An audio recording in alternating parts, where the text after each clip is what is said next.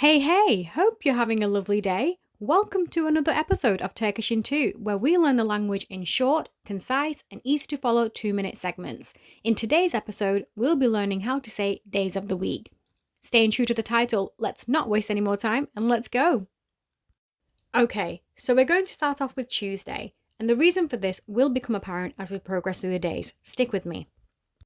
Tuesday is salı, salı.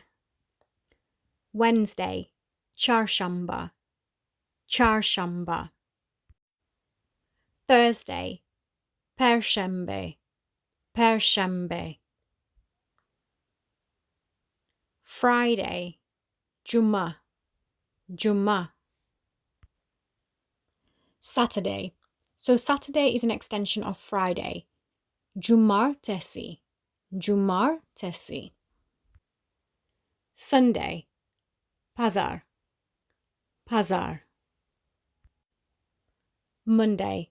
So Monday is very similar to Sunday. It is pazartesi, pazartesi.